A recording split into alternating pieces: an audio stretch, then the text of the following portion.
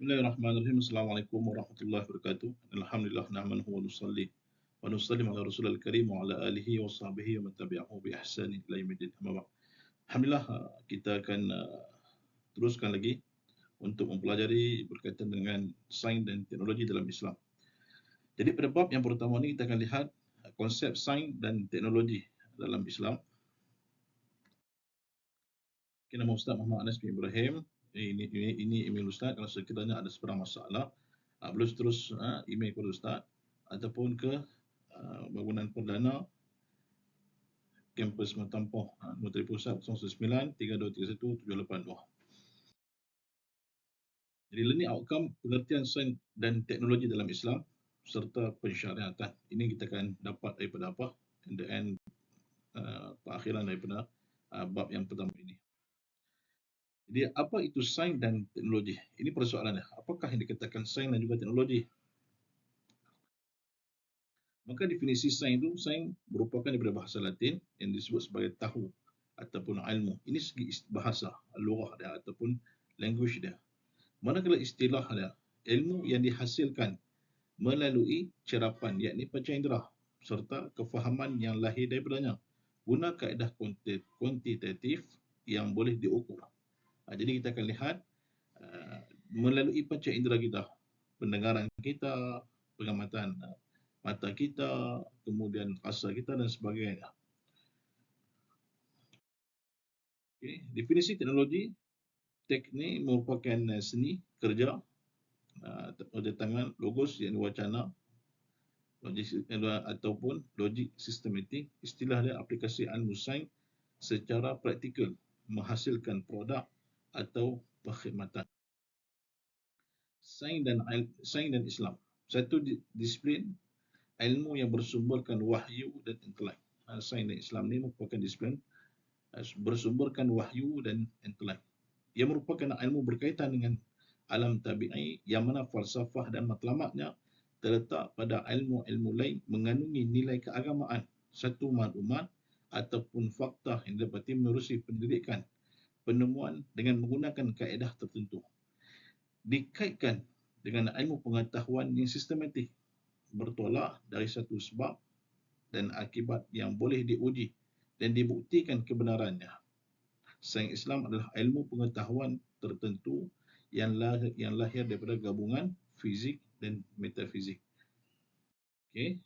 Teknologi dan Islam ini pengetahuan atau kebijaksanaan mengeluarkan suatu produk yang berguna kepada manusia. Sains dan teknologi Islam ni tidak terbatas seperti sains moden acuan barat, sains tabi'i. Yang kata sains dan teknologi Islam ni sudah berbeza dengan apa? Dengan acuan barat. Manakala tidak membataskan lagi kepada empirical, logical dan mathematical semata-mata. Bila sebut kajian sains dan teknologi dalam Islam ini, dia tidak akan terbatas kepada empirical kajian semata-mata. Mungkin satu yang benar yang kita kata apa, di luar daripada jangkauan manusia. Sebab alam ini kita faham merupakan milik Allah Subhanahu Wa Taala. Alam ini merupakan milik Allah Subhanahu Wa Taala yang Allah Subhanahu Wa Taala berjadikan suatu. Kita kata okey, dengan adanya hujan, alam ini menjadi kita kata keadaan setempat mungkin subur. Tapi ada kala hujan itu mendatangi bala seperti mana banjir dan sebagainya. Kemudian selari dengan wahyu, sains dan teknologi dalam Islam berpaksikan kepada akidah Islam. Jadi bila sebut akidah Islam ni satu perkara yang kita lihat, walaupun kita makan ubat, kita katalah kita makan ubat satu ciptaan yang dihasilkan untuk mengubati suatu penyakit. Tapi ubat tersebut bukanlah asbab kepada apa? Sihat. Ubat merupakan asbab, tetapi yang menyebabkan sihat itu Allah Subhanahu Wa Taala. Kita pegang pada perkara tersebut. Dan kita kata lagi, kita faham konsep aerofoil boleh menerbangkan pesawat. Tetapi yang terbangkan pesawat hakikatnya itu membenarkan pesawat terbang adalah Allah Subhanahu Wa Taala. Sebab apa? Sebab burung boleh terbang. Dia tidak ada, kita kata, dia ada sayapnya, tapi sayapnya bergerak. Boleh terbang tak ada sayapnya. Jadi yang menerbangkan satu benda itu hakikatnya itu adalah Allah Subhanahu wa taala. Itu hakikat, itu akidahnya. Integrasi fardu ain dan fardu kifayah. Jadi matlamat sains Islam ini kita ada dua perkara. Yang pertama adalah duniawi, yang kedua adalah ukhrawi, dan digabungkan semua barulah lengkap kehidupan kita. Duniawi, matlamat sains ini, contoh kita lihat sains dalam sains perubatan sebagai contoh. Bila sains perubatan, kita mengalami kesakitan dalaman yang tidak boleh kita diagnosa melalui penglihatan semata-mata. Dia terpaksa kena X-ray, terpaksa kena MRI, terpaksa buat berbagai perkara lagi yang boleh kita cek dalaman manusia. Itu duniawi. Ukhrawinya, bila badan kita sihat, kita boleh buat beribadat kepada Allah Subhanahu wa taala. Jadi persyaratan sains dalam Islam ni, qul inzur madza fis samawati wal ardi wa ma tughni ayatu wa nudhuru an qaumin la yu'minun. Kata Allah Subhanahu wa taala, perhatikanlah apa yang ada di langit dan di bumi. Allah surat, qul inzur madza fis samawati wal ardi. Kita lihat. Lihat ini adalah satu perkara yang sebenarnya ibadah. Sebab apa? Kita melihat tadabbur alam, kita melihat kebesaran Allah Ta'ala, kita fikir kebesaran Allah Ta'ala. Bila kita fikir, kita teringinlah nak tengok yang katakan bulan ni macam mana, kita binalah teropong. Teringinlah kita nak melihat dasar laut ni, kita bina apa? Kapaslah. Boleh zul, daripada kita melihat alam tersebut, rasa keinginan pada diri kita, akhirnya tercipta satu produk, satu inovasi yang menghasilkan produk untuk melihat alam langit dan juga bumi ini. Wa ma tughni ayatu wa nudhuru an qaumin la yu'minun. Dan kemudian kata Allah Subhanahu wa taala, wa ma tughni ayatu wa nudhur. Tidaklah bermanfaat tanda kekuasaan Allah dan Rasul-Rasul yang memberikan peringatan bagi orang yang tidak beriman. Allah kata apa? Wa ma tughni ayatu wa nudhur an qaumin la yu'minun. Orang yang tak beriman ni, walaupun mereka dilihat ciptaan alam yang begitu hebat, langit dan bumi ini yang begitu dahsyatnya ciptaan Allah Subhanahu wa taala. Allah telah jadikan langit tidak bertiang, Allah jadikan bumi ini berhamparan untuk manusia yang melata dan sebagainya. Tapi bagi orang yang tidak beriman ni, dia kata ini ciptaan yang sendirinya. Tidak rasa satu kehebatan yang mencipta, dan sehingga kita meyakini bahawa Allah lah yang paling hebat daripada segala-galanya.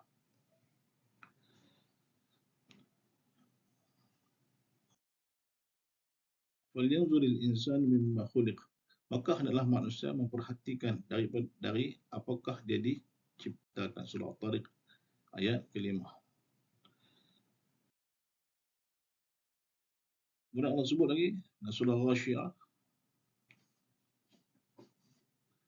afala yanzuruna ila al-ibli kayfa khuliqat wa ila as-sama'i kayfa rufi'at wa ila al-jibali kayfa nusibat wa ila al-ardi kayfa sutihat. Maka apakah mereka tidak memperhatikan unta bagaimana diciptakan? Allah kata, tengoklah unta, bagaimana unta tersebut diciptakan. Rasul lihat bagaimana langit itu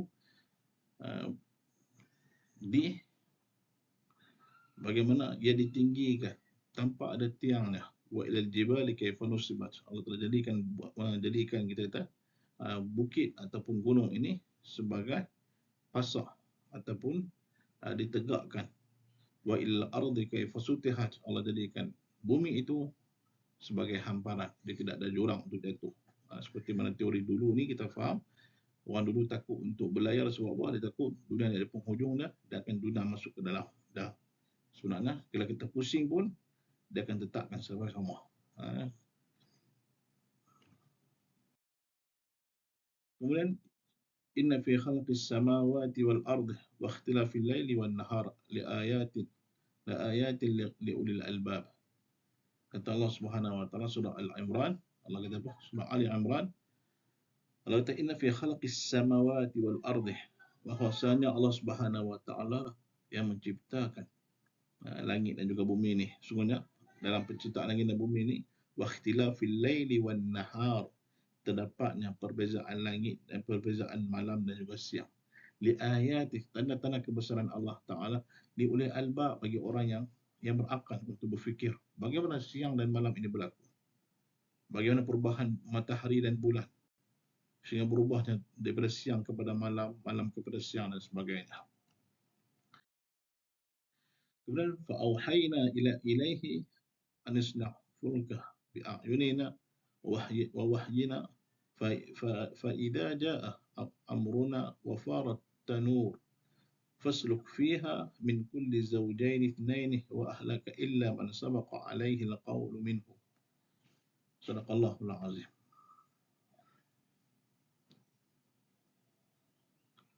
Allah sebut, lalu kami wahyukan kepadanya, buatlah batera di bawah penilikan dan petunjuk kami. Maka apabila perintah kami telah datang dan tanur telah memancarkan air, maka masukkanlah ke dalam bahtera itu sepasang dari tiap-tiap jenis, dan juga keluargamu, kecuali orang yang lebih dahulu ditetapkan akan ditimpanya azab di antara mereka. Allah menceritakan bagaimana Allah telah wahyukan kepada Nabi Nuh alaihi salam untuk membina bahtera di tengah kawasan padang pasir ni, tengah kawasan daratan ini adalah tidak ada lautan. Orang kata apa pekerjaan tersebut, seperti orang yang tidak ada akal. Orang buat kapal ini selalunya tepi sungai, tepi muara, tepi kuala, tepi laut dan sebagainya. Ini buat kapal tengah apa? Tengah daratan. Kalau macam tu, ini satu kerja yang orang kata apa? Tidak siaman. Tapi ini perintah Allah Subhanahu Wa Taala. Akhirnya Allah datangkan air, Allah datangkan bala dengan turunnya air daripada hujan, turunnya air daripada langit, keluarnya air daripada bumi. Akhirnya menjadi banjir yang begitu besar. Diarahkan seluruh binatang dan juga orang pengikut Nabi Nuh alaihi salam untuk masuk ke dalam bahtera tersebut. Yang duduk dalam bahtera selamat. Yang tidak duduk dalam bahtera mengalami musibah ataupun kecelakaan. Hatta sendiri anak Nabi Nuh alaihi salam pun terkena tepiah tersebut. Pada ketika Nabi Nuh alaihi salam duduk di atas kapal, ya bunayya irkab ma'ana, kata Nabi Nuh alaihi salam, wahai anakku, main naiklah dengan aku. Tetapi apa yang berlaku, dia kata, dah, aku orang yang besar tinggi, aku duduk yang tinggi, aku terselamat di bahtera ni. Tapi Nabi Nuh alaihi salam kata apa? Tidak ada semua yang selamat pada ketika ni. Jadi insya-Allah mudah-mudahan itu sebab kita kata apa? Kesimpulannya kita boleh lihat bahawa sains dan teknologi dalam Islam ini satu benda yang lahir daripada dari segi sudut empirikal, logikal dan sebagainya. Kalau kita tengok logik, kenapa bahtera, contoh kisah yang sebelum ni kita sebut tadi ni, pada slide yang sebelum ni kita kata kenapa logiknya, kenapa Nabi Nuh alaihi salam buat kapal di tengah daratan, sedangkan logiknya di tengah kapal tersebut mesti buat di tepi air untuk mudah diluncurkan. Maka itu kita kata suatu perkara sains dan teknologi, kalau lihat pada pandangan Islam, dia mungkin tidak dicapai oleh logik akalnya. Tapi kita kena yakin setiap perkara yang Allah Subhanahu Wa Taala tentukan di dalam syariat adalah satu perkara yang mesti kita kena buat, sebab Allah Subhanahu Wa Taala mengetahui apa di sebalik perkara tersebut. Sebagai contoh berkaitan dengan hukum hakam, berkaitan orang yang berzina disebat, orang yang sudah berkahwin direjam, orang yang mencuri dipotongnya tangan, orang yang dibunuhnya semula. Ada hikmahnya supaya apa? Supaya manusia jangan melampaui batas. Maka teknologi yang ada ini mestilah berpandukan kepada Al-Quran dan juga hadis, bersumberkan daripada Al-Quran dan juga hadis, dan insya-Allah barulah kehidupan manusia ini akan menjadi lebih sejahtera, lebih harmoni, lebih bertamadun, lebih berjaya. Dan Allah Subhanahu Wa Taala telah berjanji bahawa sekiranya manusia ini semua taat, bertakwa kepada Allah Subhanahu Wa Taala, Allah bukakan pintu rezeki turun daripada langit keluar daripada bumi. Jadi kalau manusia menggunakan sains teknologi untuk benda yang mendatangkan kecelakaan, musibah, kezaliman dan sebagainya, maka mengundang bala Allah Subhanahu Wa Taala. Jadi insya-Allah mudah-mudahan dengan sains teknologi yang pada bab yang pertama ini, kita memfahami bahawa Islam telah memacu sains dan teknologi, dan Islam terlebih dahulu sebenarnya menceritakan sains dan teknologi ini dengan landasan yang betul. Dan insya-Allah Kita yakini apa yang kita buat ini berdasarkan Al-Quran dan juga hadis, kita akan dapat manfaat yang yang ada keberkatannya. Wallahualam. Assalamualaikum warahmatullahi wabarakatuh.